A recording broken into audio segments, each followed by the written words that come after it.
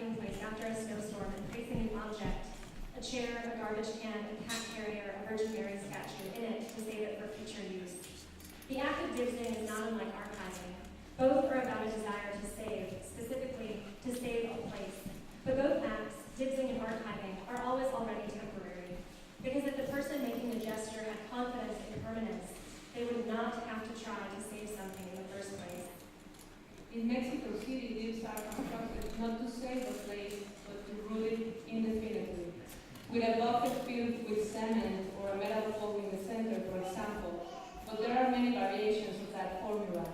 We also have franeleros, fanels, our dibs guardians and parking instructors who make a living from dibsing. Dibsing here is violent, a symptom of need to grab a place more than to save one. It comes from the ultimate desire of the self, surviving. What Kurt Chang said, long stretches of street parallel to graveyards. I used to have a superstition that whenever I drove past a graveyard, I had to hold my breath. That particular neurosis has been extinguished since I moved here, because I would have suffocated. Graveyards are everywhere. The majority of them are in full view to the public. I can imagine hundreds of Chicagoans shouting from their patches of dirt, "Hey, I used to live here too." What Eva Maria Merino Sanchez said, recently I took a picture of a footbridge near my uncle's house that you can say is part of my personal archive of Mexico City. I realized that the feños can change the landscape with the words they stamp on it. I found this a very poetic intervention. You don't cross over a big avenue but over the ocean, or you should see water instead of concrete. All archives are archives of a present, the record of a person or institution going about daily business with an eye toward functionality, not posterity.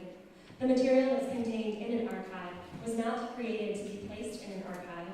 Archival material is not history, it's evidence.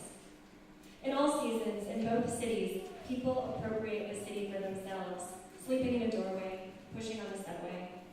What Zara Abed, who is 9, said when asked what smell she'd like in her Chicago archive. Is this kind of like a game show? You want the fastest or the right? Neither? Okay, chocolate, because I live near a chocolate factory in Chicago, Glomer's. Saturday and Monday I can smell it the most. What Dickinji Ayana in her 30s said. I grew up in the northern suburb of Waukegan, and when we would drive into Chicago, most often we would exit on Ohio Street. Windows up or windows down, the smell of chocolate would permeate the car.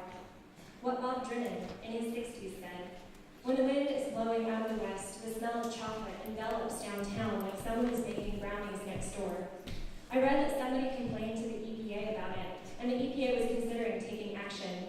I bet this was the same person who complained that there was too much oxygen in the air. I am hoping that the EPA files this complaint and loses it, and that the blower company never goes out of business. The evidence shapes a collection of mirrors, and the archive unfolds reflections. In both cities, dibsing or appropriations change the function of public space unexpectedly. Graffiti, sticker art, or stencils, for example, transform a simple wall into a kind of blackboard, and the imprinted text is often encrypted, at least for the people outside the code. What Jorge Abraham Calderón Pimienta said, this city is like a lottery ticket. You need luck to get where you want at the hour you need. The possibilities are very low, but you always keep some faith in it. I'm a driver from Estado de Mexico, and an image that I really like is as follows. In the middle of the traffic, a rainbow is far away. Actually, I took that photograph with my cell phone the other day after it rained. Of course, it's not common to see rainbows in Mexico City, but it happens sometimes. It's an exception, like winning reitero, the amount of the cost of the lottery ticket. To survive this city, you're always looking forward to exceptions. What my sister-in-law said, it is an acid smell, most perceptible in the morning. Mexico City smells like the elixir that trash produces. Much more since the government moved the dump behind the airport. Now the currents bring that putrid smell into the city. The word archive comes from the Greek for public record. So what is the relationship of public and private when it comes to an archive? Should archives be democratic? Who is the authority of this ephemeral archive? Who is the guardian or archon? This morning, the Pope tweeted, When one lives attached to money, pride, or power, it is impossible to be truly happy. Joyce Carol Oates, the American author, tweeted back, "Such a conviction is a luxury in a world of poverty, starvation, and warfare. For a woman, disadvantage is greater." They both speak to the way that for many people, it's a necessity to behave in a dibsing way, trying to guard or protect what little one has, but how even that instinct may itself be a trap. Maybe there's a relation between dibsing and traps. If you fail the system traps you. Or better, if the system fails you, you end up dibsing to survive the system. What Beth Rooney said. "My object is a dandelion growing in a former Chicago public housing lot. The dandelions are like a placeholder until someone decides to put some people there again." What Eric Plattner said. "Weeds, despised by all who adore order, landscapers, suburbanites, unstoppable by human barriers, brick, steel, concrete, both healing, chicory, hemlock, and toxic, chicory, hemlock, born from human disturbance, ghost of our past, hopes/dreams, harbinger of our future, failure/decay, human enterprise gone wrong, cousin of rubble, enemy of lawns, disobedient, the ultimate survivor, endlessly hunted, unprized, unloved, a bouquet of weeds, sign of the trodden and the untrodden, reliably unexpected like death and love, the other, beautiful in its ugliness, endlessly blossoming in the cracks of sidewalks, vacant lots, abandoned train tracks, the sides of highways, entwined fences." What Angela Hernandez said. I remember an art piece by Eduardo Baroa that was like a sponge fake toilet in the rooftop parking garage of a big building on Reforma Avenue. I think the title was Sanitary Stonehenge. It is very accurate and describes perfectly this city. Primitive, stingy, and messy. What Hector Martin Nápoles said, Mexico City is like a small grocery store, disorganized and full, and you never know what are you going to find inside. But I think best part of this city is going out of it. Yes, everybody wants to take a few days off from here. My name is Hector Martin Nápoles. I don't live here, but I visit often. Work demands it. I'm the Secretary of Economic Development and Tourism in Ixmiquilpan. You have been in Ixmiquilpan? No? Please take my business card. Ixmiquilpan is the right place to escape. You will never regret a trip there. We have hot springs, nice hotels, an old temple and convent with ancient paintings and Tonantongo caves if you want to swim. If you ever come, don't hesitate to call me. Really, I can arrange something special for you and your family. Trust me. This is my stop. Nice to meet you. Bye. If nothing is really permanent, then what is the point of an archive, and how long can and should it be preserved? The interesting thing about an archive is not so much what it contains, but who accesses it and for what purpose. The subject of an archive, as opposed to the content of an archive, is always us. Any given archive won't be, but should be, preserved forever. Our effort to dispose of archives is itself a thing that can be archived. Archives can become oppressive and prevent us from remaking ourselves, but we always have the option to just not access them. Both dibsing and archiving begin and end with an assumption of failure. I want this thing and desire to keep it, but I probably can't. Perhaps this inbuilt inevitability of loss and failure is what makes cities so beautiful and also so sad.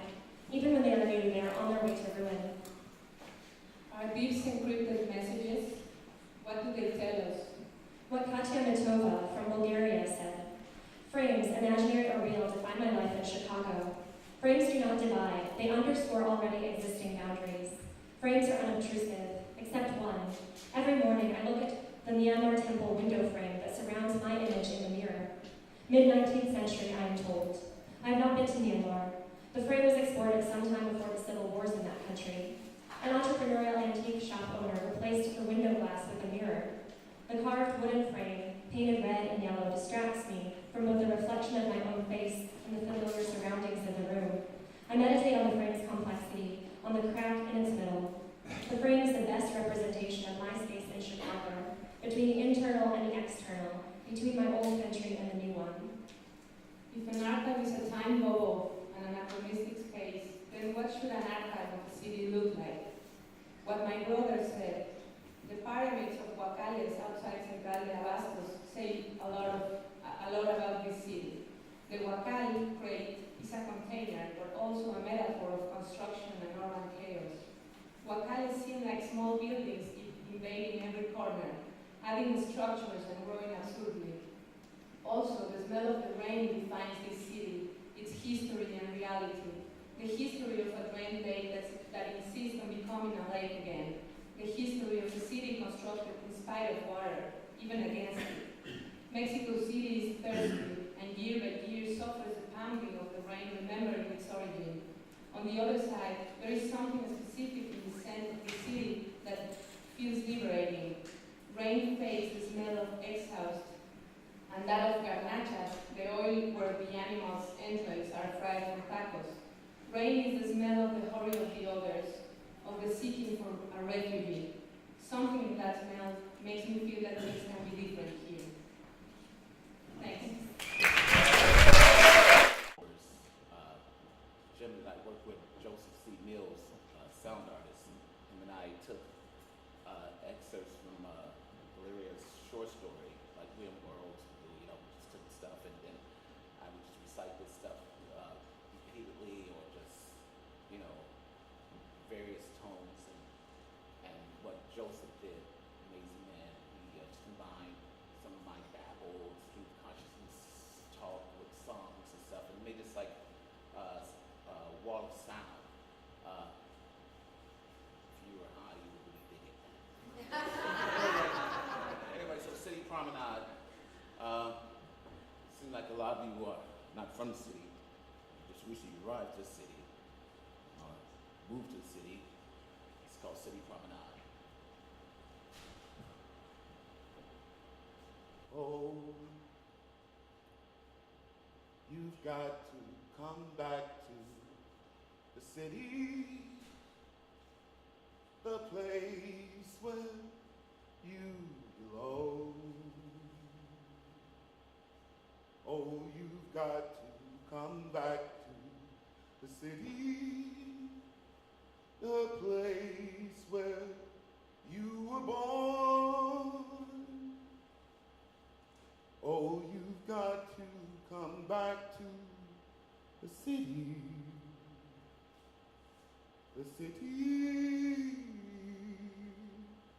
of dreams.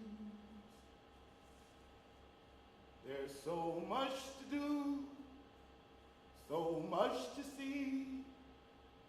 Boutiques, cafes, art galleries.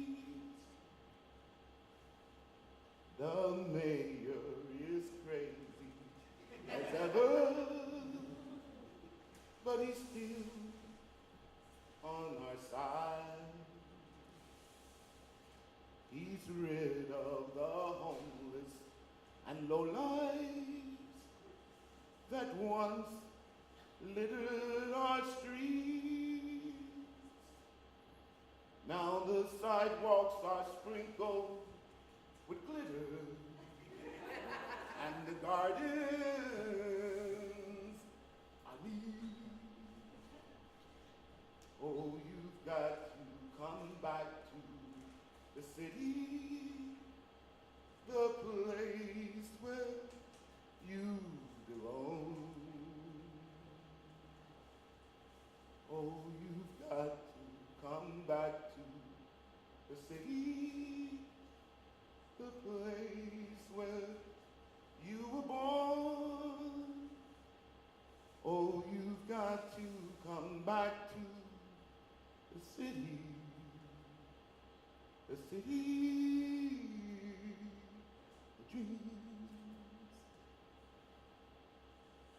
There's an old house for sale I know you would like, modernist, Frank Lloyd Wright, and all our neighbors are world travelers. I'm sure when you meet them, we could be friends. Oh, you've got to come back to the city, the place where you belong.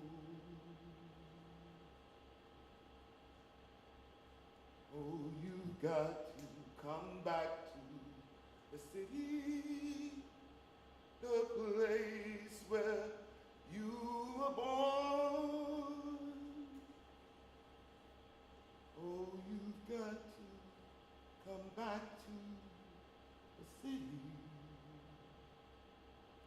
the sea, a dream.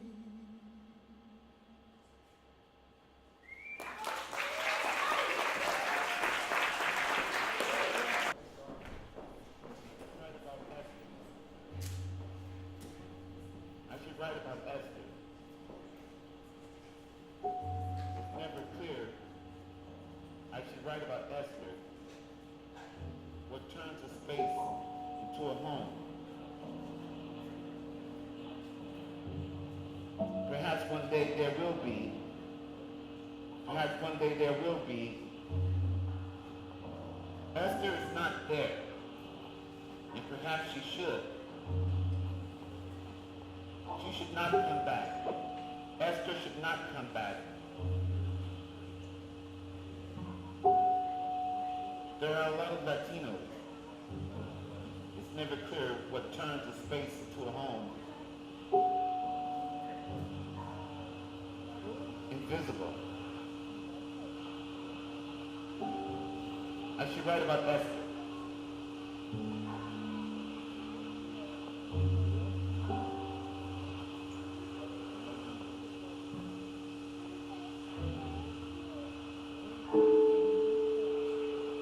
But not a lot of whites.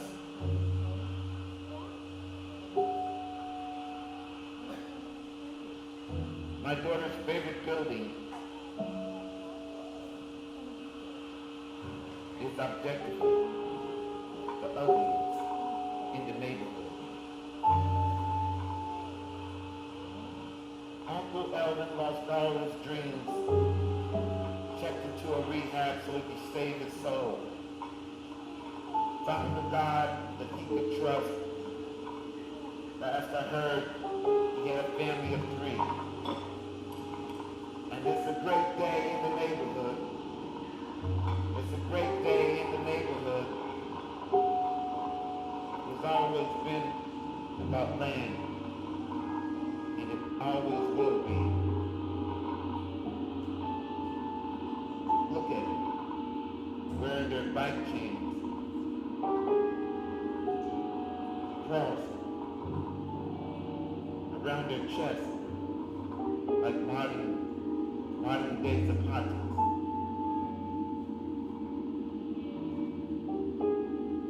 Brady ain't dead. He just quit the game. Last I heard,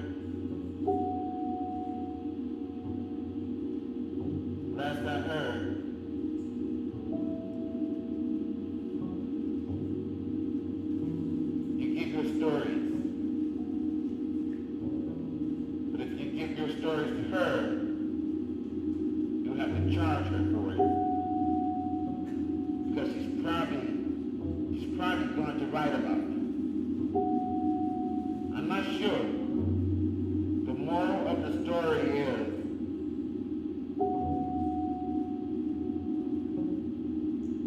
Old Man Wilson, too poor to live alone, spent his last dollar playing the lottery.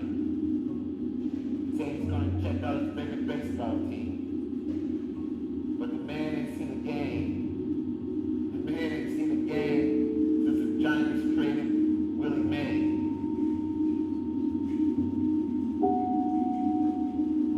And the moral of the story is, it's about the land. And it will always be about the land.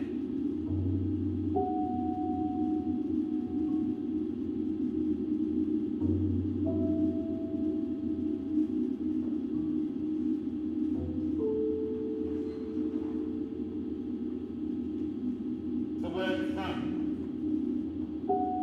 I told him from Mexico.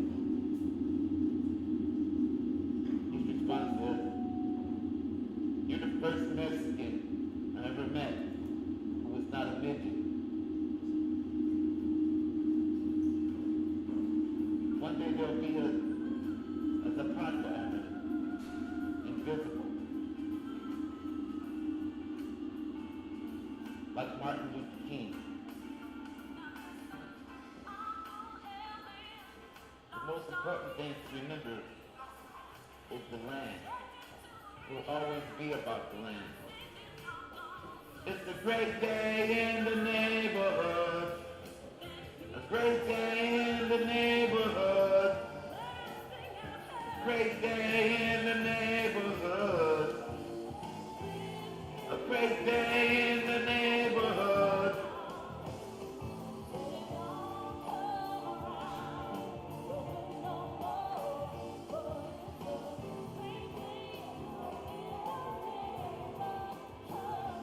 Will you be coming back? When you be coming back? No, I don't know. I don't know.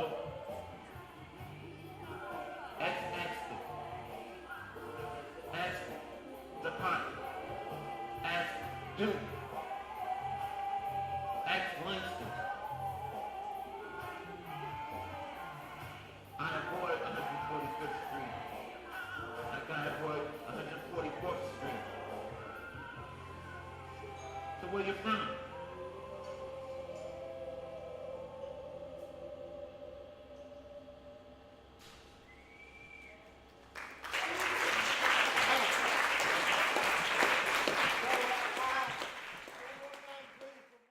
Are you still in this darkness now? Or is it over with? As far as the human species is concerned, deception is more the state of nature than not deceiving. It helps our reputation in a haze of nostalgia. The movie was tremendous fun, as I'd hoped it would be. Always the electromagnetic disturbance when you tear a hole in the space-time continuum. We just wanted to see an actual landscape.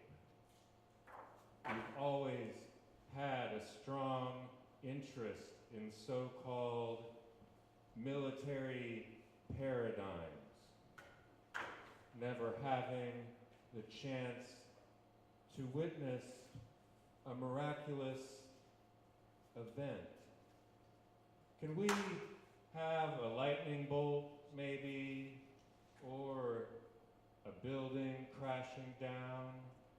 Oh, glorious unity, noodle bowl. Caminar con los ojos cerrados, avanzar a tientas, los ojos cerrados, la boca cerrada, sellada con cinta adhesiva, avanzar, ir a ciegas, caminar con los ojos cerrados por una casa deshabitada, tropezar, mantener los ojos cerrados por instrucciones de un artista, tropezar con algo o alguien, tropezar con una silla, hay alguien amarrado a una silla, mantener los ojos cerrados, avanzar por instrucciones de un artista, mantener los ojos cerrados, caminar con los ojos cerrados por una casa deshabitada, ir a ciegas, caminar con los ojos cerrados por instrucciones de un artista, ir a tientas, tropezar, tropezar con una silla vacía, no hay nadie, deshabitada, avanzar, mantener los ojos cerrados. ¿Viniste al performance de Meiro Kusumi? No, me dio miedo. A mí me da miedo el arte, sobre todo cuando es interactivo o participativo o como se diga.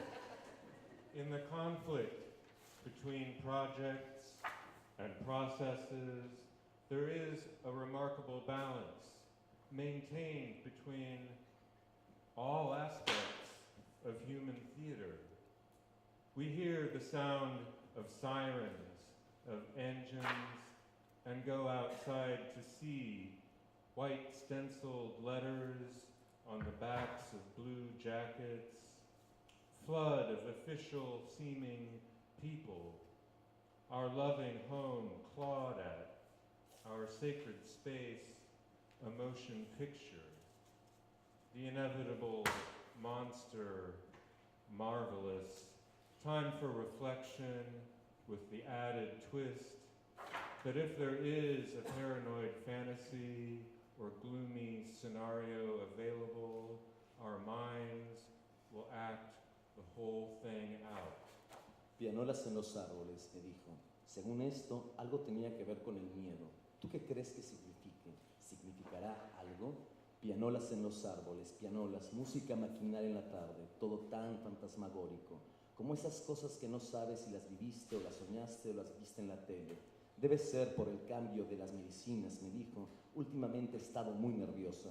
Anoche soñé que estaba en un velorio y alguien me decía, cuando hay un cadáver, lo que me preocupa es el otro cadáver. ¿Tú qué crees que signifique?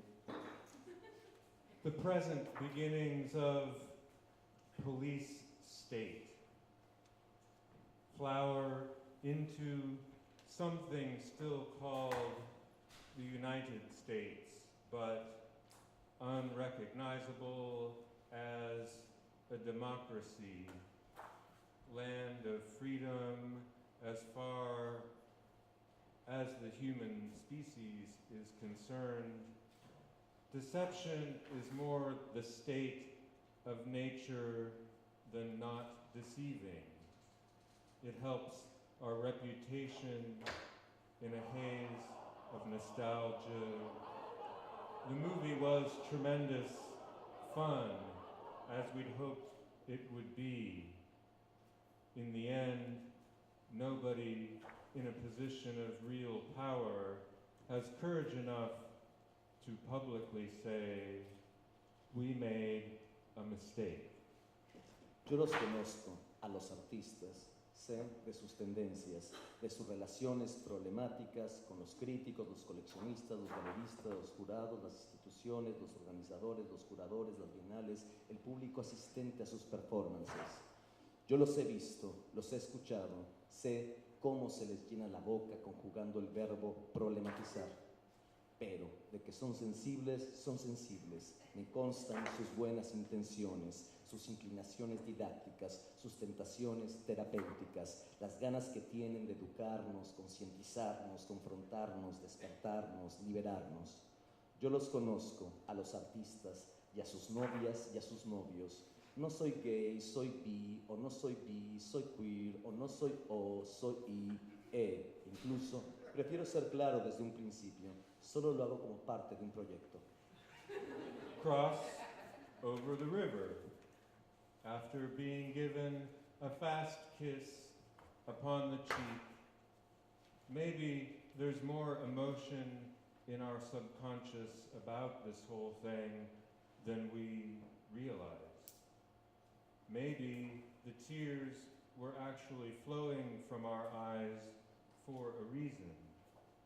We could have described ourselves as actually quite happy at the moment. The poles of fiction and nonfiction are constantly bouncing their force fields back and forth to fill in the holes of our personal experience. It's like singing without any sound. ¿Viniste al performance de Marilyn Tate? ¿Viniste al performance de Craig Fabre Linars? ¿Y a lo de Álvaro Enrique? ¿Viniste? ¿Te fuiste? ¿Fuiste? ¿Llegaste? ¿A dónde? ¿Cómo? ¿Qué fue ese ruido? ¿Viniste? ¿Y a lo de Veronica Gerber o a lo de Irving Welsh? ¿Por qué? ¿Qué? ¿Cómo? ¿A dónde? ¿Qué fue ese ruido? ¿Lo escuchaste? ¿Qué me decías? ¿Una silla? ¿Una silla vacía? ¿Nadie? ¿Ninguno? ¿No has venido? ¿Estás ahí? ¿Viniste? ¿Y a lo de Brenda Lozano? ¿Te gustó? ¿Y lo de Valeria Luiselli? ¿No pudiste? ¿Miedo? ¿Yo qué? ¿Qué fue ese ruido? ¿Vidrios rotos? ¿Pájaros negros? ¿No te gustó? ¿No te pareció pertinente? Ahora, en México, en Chicago, ¿te has fijado que ya todos los poetas mexicanos tienen su poemita sobre la violencia? ¿No lo es poesía? ¿Que no qué? ¿Qué me decías? ¿Qué fue ese ruido? ¿Una mariposa negra? ¿El timbre? ¿A estas horas? ¿Cómo qué? ¿Qué había ahí? ¿Quién? ¿Dónde? ¿Un video? ¿Una proyección de verdad? ¿Y cómo estuvo? ¿No fuiste? ¿No? ¿Cuál?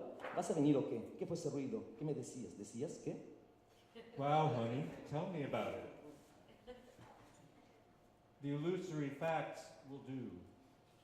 Are we wary? Are we chicken? Looking down at the plate, a china plate, his attitude is all naivete, is meanness that doesn't recognize itself. The perfect crime absolute impunity, watching each other flinch. How do you begin to know? No los pájaros negros, no los vidrios rotos, sí, un timbre que suena a deshoras, visitas veloces, risas espeluznantes, música a todo volumen del otro lado de la pared. A veces creo que mi vecino es narco. Me da miedo que descubra mis sospechas. El otro día recibí una carta anónima que dice: hemos abierto el camino de la extrema dureza. El otro día recibí una carta anónima que dice: la sangre derramada confiere un derecho de propiedad. No los vidrios, sí, una mancha de sangre, solo eso, una mancha anónima en la alfombra sin herida que lo explique. O tal vez un papel deslizado por debajo de la puerta. El otro día recibí una carta anónima que dice: al fin, un arco iris en la tormenta. No los pájaros, sí, las sombras de sus vuelos. Dreamlike, Un ovni sobrevuela las freedom pirámides de Egipto, Afil by that Anger, come un joven with martirizado por dramatizing hermosos marineros, another Afil by city's Anger, un hombre disaster. acariciando su auto como un amante, The o brain, niños nazis, o el most arcano often cero del used, tarot, el loco, is the Pierrot, brain enamorado del conejo de of la a luna, rat. Afil by Anger, y la seductora Whatever imagen de un color Lucifer you adolescente. are, Otra imagen, been una silla vacía, assigned ¿recuerdas? a Una target. silla vacía junto a ti. Money Llegué tarde a la passed conferencia de Kenneth during Anger, the pero tú handshake. me habías apartado un lugar. Welcome During to Hollywood, the Babylon, handshake. dijiste. Anger dijo, During Rowley, the Telema, Maggie. interrogation, Al final hubo una sesión de preguntas, Wonderful. pero no me atreví a alzar la kind of mano. lunch that ¿Qué significa guarantees soñar con vidrios you won't rotos? eat ¿Cómo supper in decir the la sangre? houses and ¿Qué fue ese attitudes ruido? Una mariposa we should negra aleteando keep en la in oscuridad. mind? We're only hearing the official version.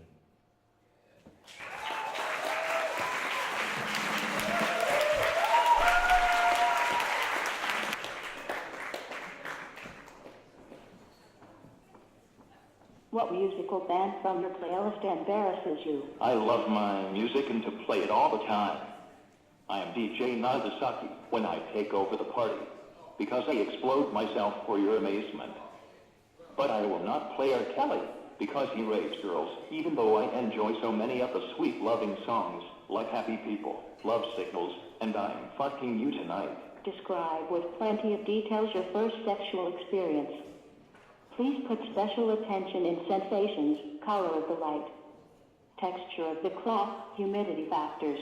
Describe noises, cardiac rhythm, and olfactory stimulus. When I was in first grade, I loved the neighbor girl.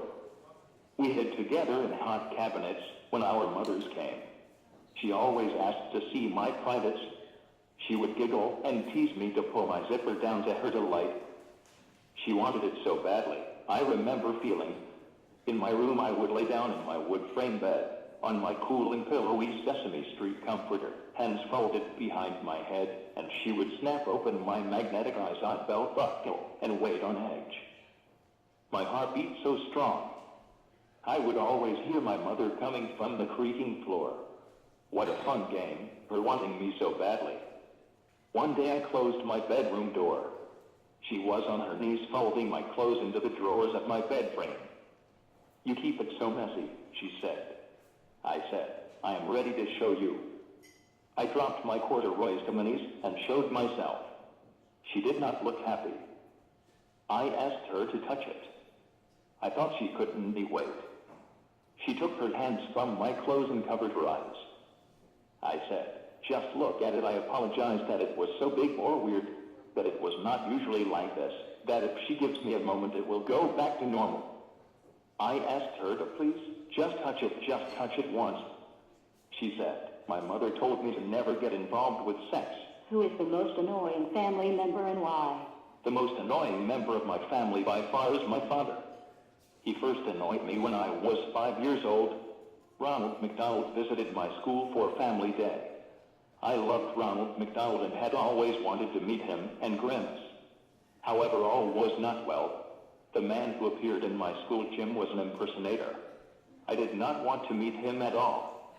Yet my annoying father brought us together and spoke for me with great warmth and enthusiasm. He told the imposter, he's been wanting to meet you for a long time. I smiled politely while I screamed inside. I wanted to meet the real Ronald McDonald, not some man in a yellow clown costume. I knew that this fake Ronald McDonald knew that he was not the real Ronald McDonald. My father was always doing nice things for me. It was so annoying.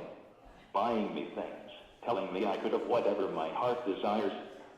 Air Jordans, Playboys, always asking to kiss me on the nose. Just one hug, he would ask. Can I pat you? He would pick me up in his cherry black Cadillac just to drive a half block. It was so annoying. But the most annoying thing he did was choke to death on a piece of steak at his favorite place. The paramedics revived him too late, and he had to die again in the hospital. I sat with him 4 days off life support, and the moment I stepped out for a warm meal, he died, finally. I told him he is so impatient. Describe the part of your body that make you feel very proud. I am most proud of my legs. My legs are powerful, thick, and shapely in a sexy way. You might be surprised how good they are for swimming and lake things in general. Sometimes I stand on one leg just to show how strong they are.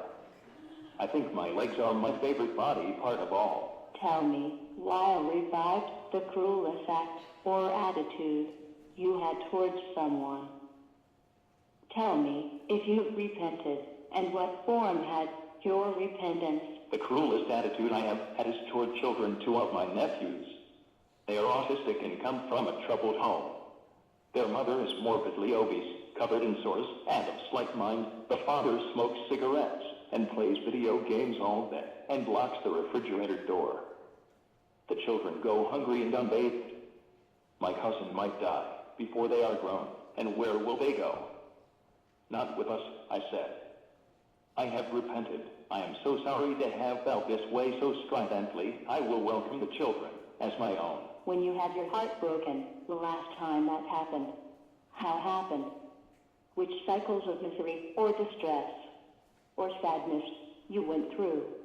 List, in order of appearance, your feelings at a time like this. I was careless with my great love and pushed her away, saying the worst phrases after asking for everything. I have broken only one heart in my lifetime, and it is my greatest regret and would be obscene to detail. In order of appearance, the feelings were like this: freedom, shame, regret, love, all over again. Sea or mountain, coffee or tea, wine or beer, up or down. See, coffee, wine, up. Do you have any mania, insanity, desire? What produces you anxiety?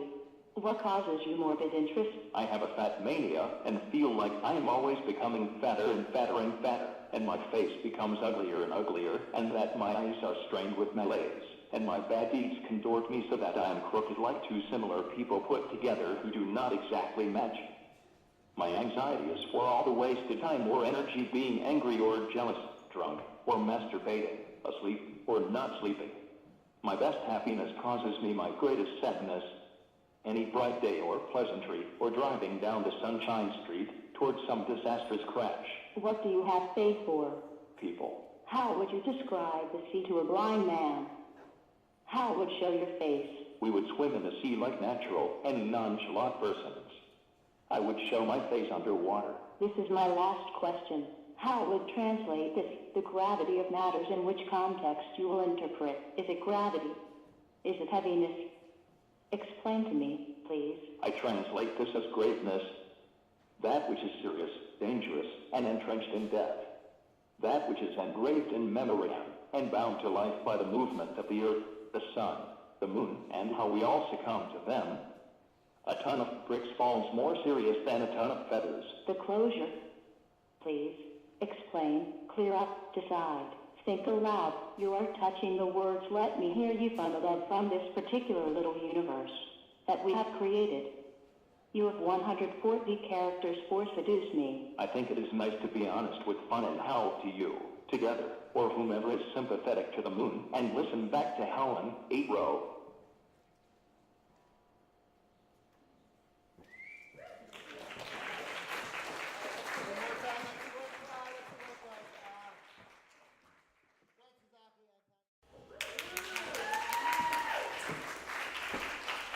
Thank you. Good evening, ladies and gentlemen present here in court. Upon breaching our current subject, the public ministry finds itself in the presence of an unavoidable difficulty. The difficulty does not consist in the nature of the accusation. Offenses committed against religious and public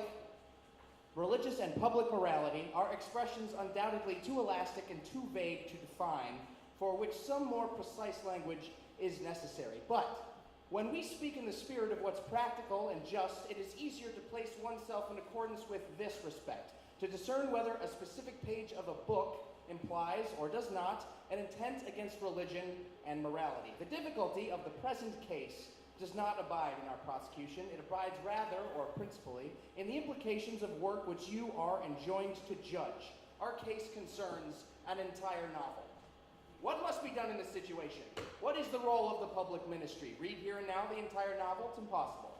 On the other hand, not reading beyond the incriminatory pages risks deep reproof. It could be said to me, if you do not exhibit the prosecution in all its parts, if you omit what precedes and follows the incriminatory passages, it is evident that you are curbing the debate by restricting the full extent of the discussion. To avoid this double inconvenience, there is only one solution. First, summarize the novel's plots without reading or citing any incriminatory passages, and prosecute the novel by citing the text itself.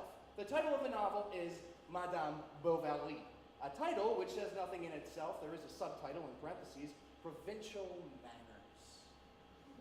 Neither does this indicate the author's thought, though it allows a glimpse. The author did not wish to pursue this or that philosophical system, whether true or false. He desired to paint generic portraits, and you shall see what type of portraits.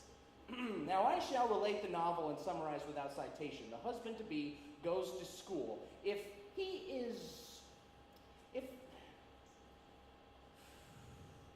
slow, no.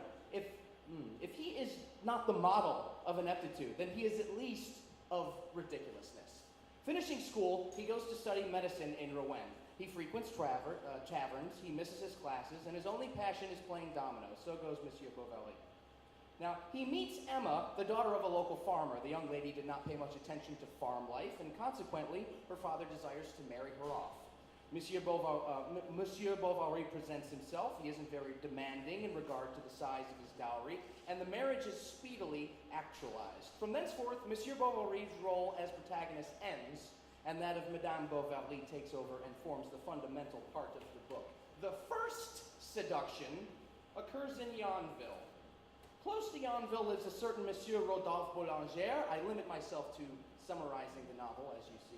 He is 34 years of age, of a temperamental nature. He takes notice that Madame Bovary is young and enchanting, and he resolves to make her his mistress. It takes him 3 opportunities. The first, going to the agricultural elections. The second, paying her a visit. The third, obliging her to take a horse ride with him, which her husband determines is vital for her health.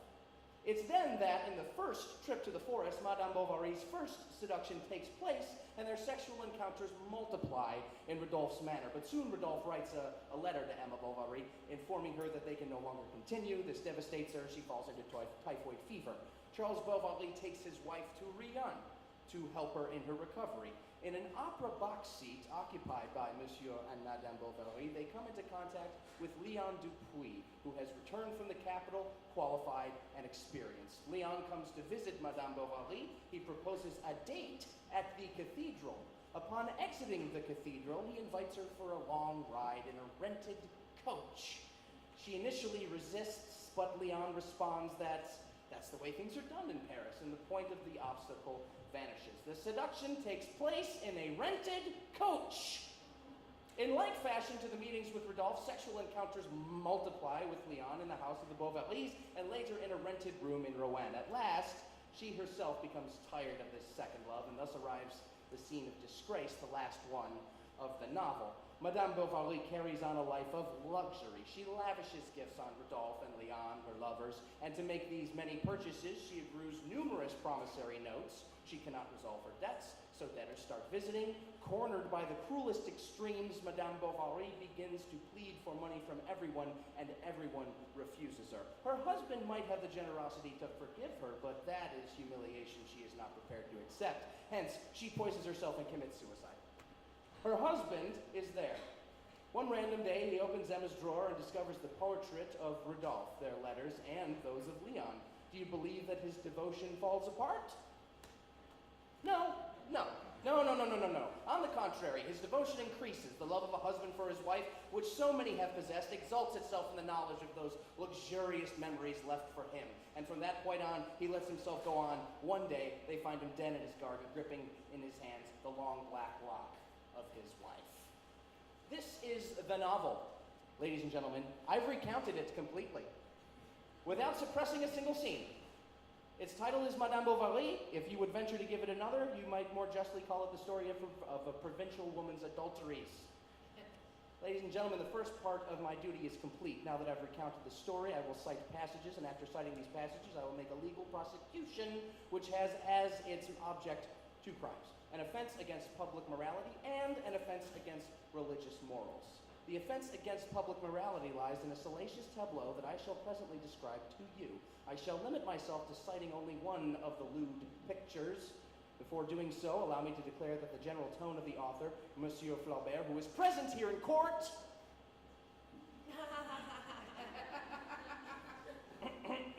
is consistently lecherous, lascivious before and during the seductions of Emma Bovary. For example, when Emma Bovary is a child, during the age of around 10 or 12, while in a church, she confesses. When she went into confession, she invented little sins in order that she might stay there longer, kneeling in the shadow, her hands joined, the comparisons of betrothed, husband, celestial lover, and eternal marriage that recur in sermons stirred within her soul depths of unexpected sweetness. I ask you, what do you think of a young girl fabricating small sins? Of a young girl experiencing a type of voluptuous shuddering? Does it not sound lascivious? Would any of you, ladies and gentlemen, desire perverse instincts and close-up ambition of Madame Bovary in your own life? No? No. It is necessary to bring into court the seduction itself. Here, for example, Rodolphe and Emma are now in a forest. I cite. He drew her farther on to a small pool where duckweeds made a greenness on the water. Faded water lilies lay motionless between the reeds. At the noise of their steps in the grass, frogs jumped away to hide themselves. I am wrong, she said. Why, Emma. Oh, Rodolphe, said the young woman slowly, leaning on his shoulder. The cloth of her habit caught against the velvet of his coat. She threw back her white neck, swelling with a sigh and faltering in tears with a long shudder and hiding her face. She gave herself up to him. When Emma rises, and after overcoming the spell of drowsiness that comes after sex, she returns home to that home where she would expect to find an adoring husband. After this first adultery, was it a feeling of remorse that she experienced in relation to the cuckolded yet adoring wife? No, ladies and gentlemen, with her head held high, she returned in pride over her adultery. Quote, but when she saw herself in the glass, she wondered at her face. She never had her eyes been so large, so black, or so profound of a depth.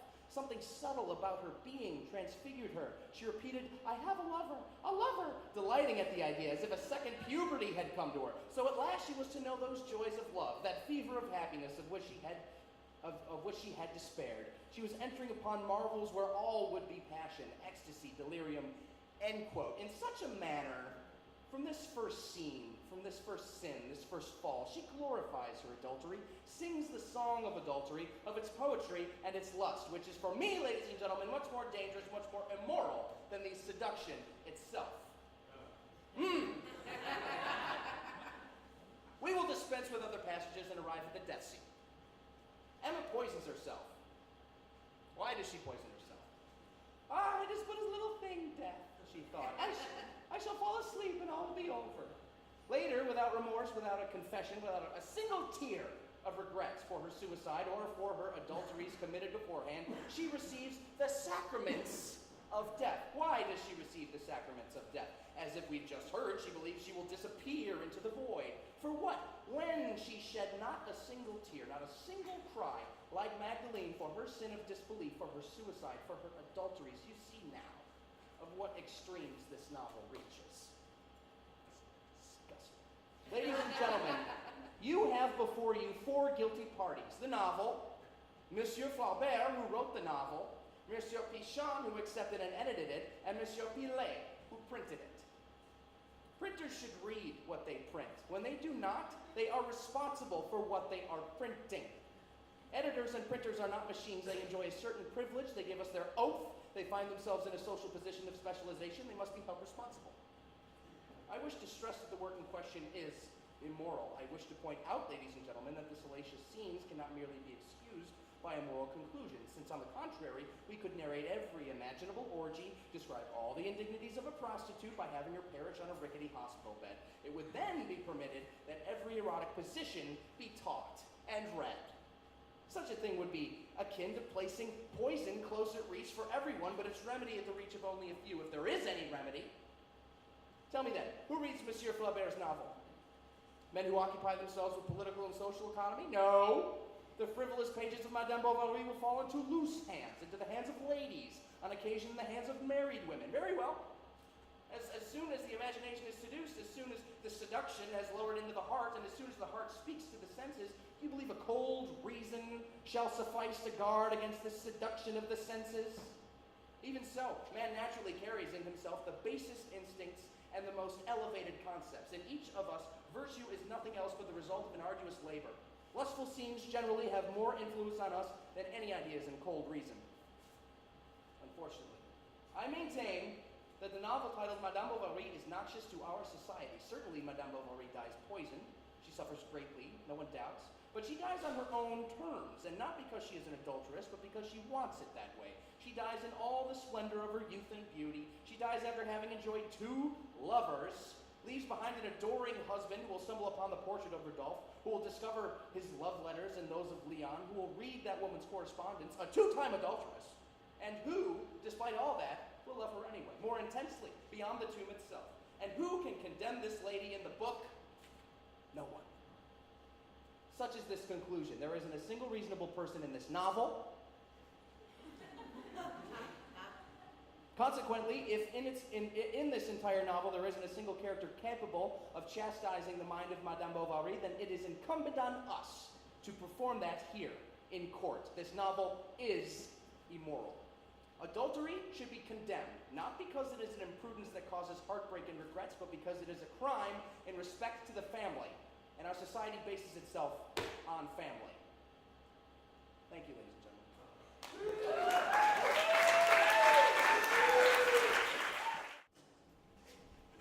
Archivo.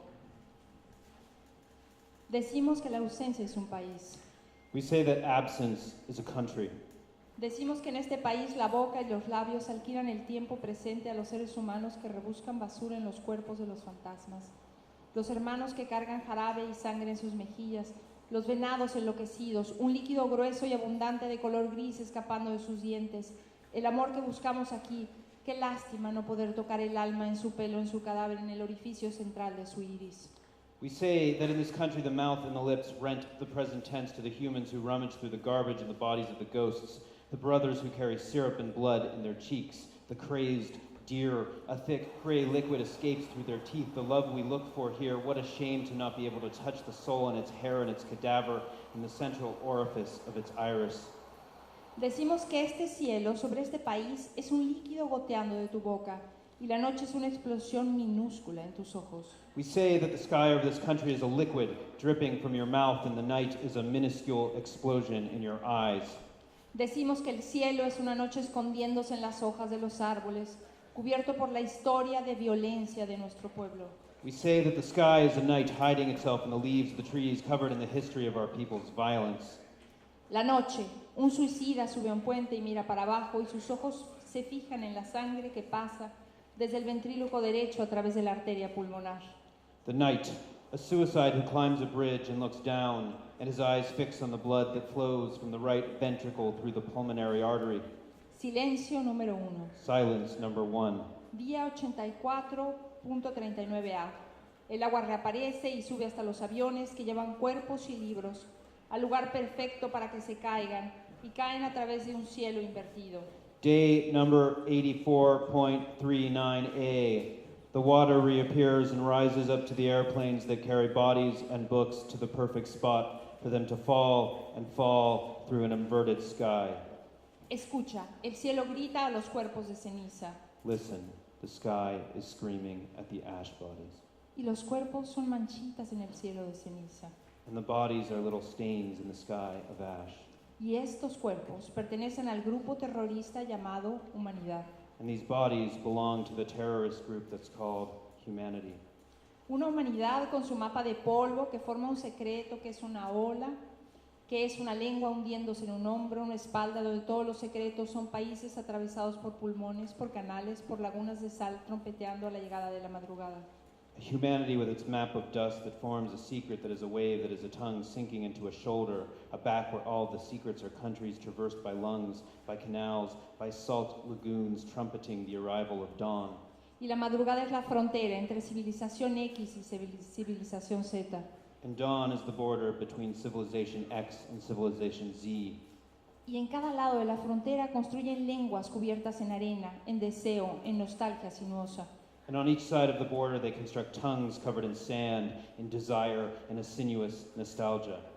Y las lenguas lamen la frontera, se pierden en el vidrio, el viento en un campo sembrado de trigo, con embajadores de las rutas que me dividen en estadísticas inconfundibles. And the tongues lick up the border, they get lost in the glass, the wind, and a field sown with wheat, with ambassadors of the paths that split me up into unmistakable statistics. Silencio forzado número 2. Forced silence number 2.2. ¿Cómo puede ser que haya gente que no sepa de los golpes de la vida? How can it be that there are people who know nothing of the blows of life? Mi amor es un animal frágil que está raspando contra una ráfaga de vapor, carcomiendo la última membrana de tu voz, de los cristales que tu cara está disparando. My love is a fragile animal scraping against a whiff of vapor, eating away at the last membrane in your voice, at the crystal shooting out of your face. Silencio forzado número 8. Forced silence number 8. Soy viejo, I am old, pero amo la ceguera 9933. but I love blindness number 99933. La protagonista dice, prefiero no hablar. The protagonist says, I'd rather not speak. Dice, prefiero caminar y no pensar. She says, I'd rather walk and walk and walk and not think. Dice, la luz rota sobre los edificios me hace querer vomitar. She says, the broken light over the buildings makes me want to vomit. La naturaleza debería tener más vergüenza. Nature should have more shame. Silencio forzado número 50. Forced silence number 50. Y la luz que transparenta un Untermenschen en las letras de una nota que solo puede ser escrita en tu piel. The light that allows us to see un dimension in the letters of a note that can only be written in your skin. Silencio interminable número 2. Interminable silence number 2. Y por fin, y por fin, y por fin. Finally, and finally, and finally.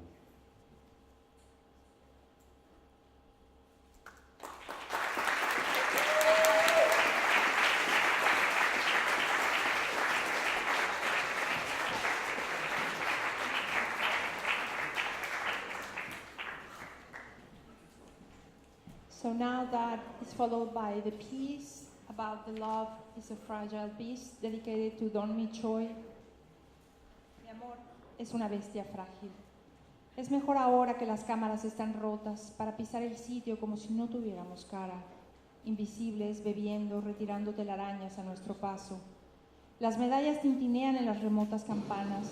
Alabado Señor, que estiras hacia mí tus manos sangrantes. La falta de ternura hace que sea muy estricta la apariencia de las cosas. El país visto desde la luna, con su gran nariz azotada por la tormenta y su cola de perro feliz en torno al golfo. This lord of mine, when he was just a child, asked if I could put a hill of salt in his hands. He asked if I didn't know that he wouldn't let fall even a grain of salt. Let's leave this immoral landscape, he said to me now, a grown man with the hill intact, solid and smooth. You couldn't even tell the hours had passed. He looked like a painting of the new world, a paradise, and also a clean man. Me mandaron a sacar la hiel del gran pez para curar la ceguera de mi padre, y todo se rebala de mis manos, la orden de Dios, la oportunidad, las escamas que se resbalan como ideas. And as the boy grew, his spirit strengthened, a shepherd in the desert, the raven, the same brother of the other ravens, that will fill up the plaza with black and cawing. In a few minutes, that raven will deliver bread to St. Paul, just a piece, just enough to keep him alive in his hermitage, as if we could all make of ourselves a testimony. St. Anthony walked all the way to the hermitage, impeded by satyrs and centaurs. When the raven reached the saints, it doubled in recompense the ration of bread. En la misma habitación en que mi cuerpo viviría la violencia, hace unas horas, cuando tenía 5 años, me di cuenta de que podía leer al deletrear las palabras pastor, presidente, gelatao, respeto, derecho, ajeno. Allí en la página se reunió la luz y el rebaño. No hay nada blanco, casi nada entre ovejas que se enciman monte arriba. Ni la espuma, ni la nieve, ni la nube son de verdad blancas. Son ausencia de color, las primeras palabras deletreadas. Cuando los corderos de Belén llegaron, ritmo de olas repetidas, lo que el pastor convoca, la primera línea leída es un sitio de tenues desplazamientos, un valle líquido que aún no se llama México. Así entonces dibujé un árbol de corderos. En el sitio que Dios pudo haber ocupado solo había un cuervo, y un hombre viejo se retiraba en la orilla de esa hoja. Much later, but still not now, in a movie and of course in life, because that's how life is, a man who was bitter and Greek, who so far had always been good. He himself had been the one who adopted the little orphan. He let her grow up just enough so that he could marry her. In reality, all of the countries are alike. The men like the men, the women like the women, and now I am about to tell you that she escaped from her, quote, father husband to run away with her, quote, adopted brother. And the fury of not being able to get rid of his bitterness in the clean well of the little virgin drove him to kill the whole flock, to hang them sheep by sheep, branch by branch, and the blood that had previously helped them to run now soaked the earth, drenching it so much they thought it was water. Ya no era el antes, sino el después, cuando la habitación por donde entraba la luz y donde yo leía pastor, presidente, gelatao, respeto, derecho, ajeno, se inundaba del interior líquido de lo que antes estuvo vivo, ya no una mesa, sino una cama, al centro, campo invadido, trinchera. Y es allí mismo donde se dio el maíz y el cacao, y donde acabó habiendo más puertas que ventanas, más puertas que libros. Es ahí donde empezó la República. The hour of the hour is here. The country begins, and through the window you see its green luster, amid the roots of blood. And to think that in this same plaza, where it looks like the sunset is the only thing that ever happens, men hung from every laurel. And in the hour of the hour, right now, cawing black birds, ravens perhaps, screeched from branch to branch.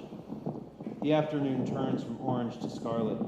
What rained down from the tree appeared to be in the sky, the offering of the flock, the swinging of the shepherd's axe, foundations. ¿Cayó la sal? Los mundos flotantes y la intención del niño no tienen nada que ver con los países.